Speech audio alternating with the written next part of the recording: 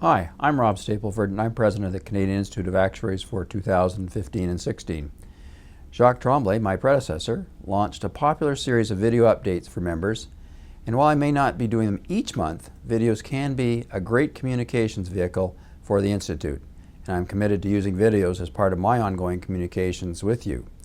My French is not very proficient, certainly not at a level to conduct a video, and I will ask various French-speaking members of the Institute to deliver videos in French.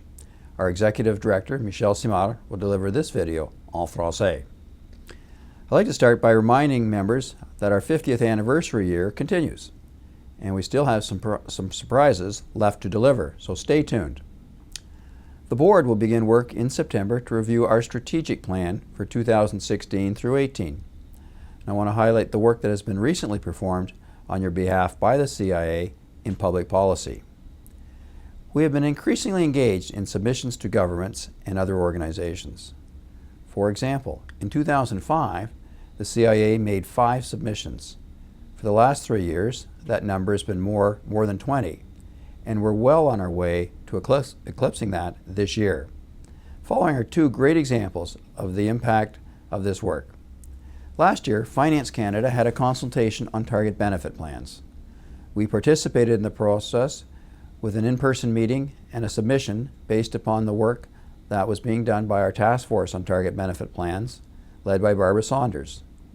Now the Ontario government has a consultation on target benefit multi-employer pension plans, and we are working on that, and it wants to meet with members of the task force to profit from the CIA's deep knowledge of the topic. The second example is the Ontario government's work on the Ontario Retirement Pension Plan. Recognizing that actuaries are experts in retirement and pension issues, government officials asked to meet with the CIA to discuss various matters.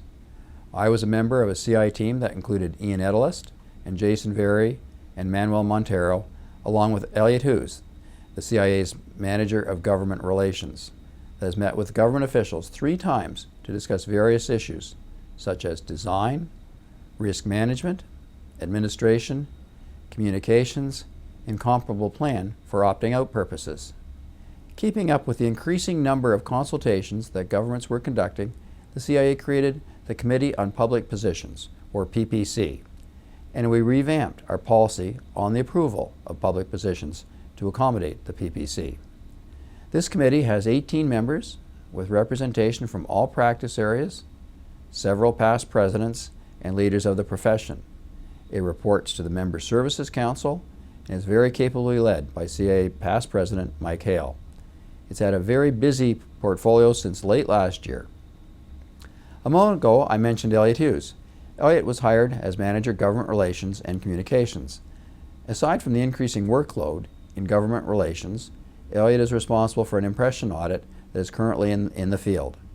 Business leaders, elected representatives, and government officials are being interviewed about their knowledge and opinions of the CIA and the work we are doing in the policy field.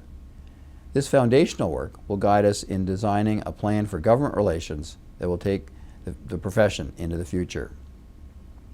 Late last year, the CIA met with MP Ted Sue, who had a private member's bill in play to reinstate the long-form census questionnaire.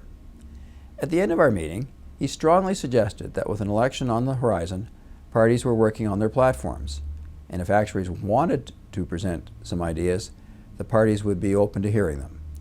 Several committees went to work to come up with some straightforward positions.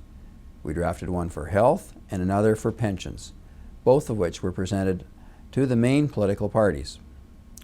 One that fits today's theme was a suggestion that the federal government act as a national pensions champion to help move pension reform forward, in conjunction with the provinces. That position still has merit, and whichever party or parties form the next government, this idea could help foster a new collaborative environment for all governments in the public interest. At this moment, as I noted earlier, we have a submission being worked on that deals with the federal government's interest in a voluntary supplement to the Canada Pension Plan. The Pension Plan Advisory Committee, chaired by Michel Saint-Germain, was the drafting entity for the document, and if the PPC approves it, you'll be seeing it on the website in the coming weeks. The second document that we're working on is a new CIA position on pensions that builds on the national champion position released in January. Key questions include, should public pension plans be expanded, and how?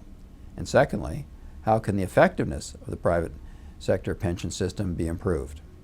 I'm sure that you'll agree that these are two core issues that actuaries are fully qualified to examine and discuss. That said, it has to be done right. And I know the PPC will be reviewing draft positions and bringing back good feedback.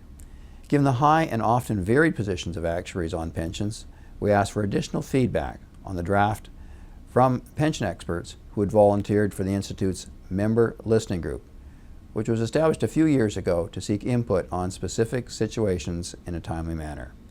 So tons of progress has been made in working more closely with governments on policy issues driven by the public interest and the CIA's strategic plan. If you want to express your opinion on the items I've covered, please send me an email at president@cia-ica.ca. So until next time, Adama, have a good day.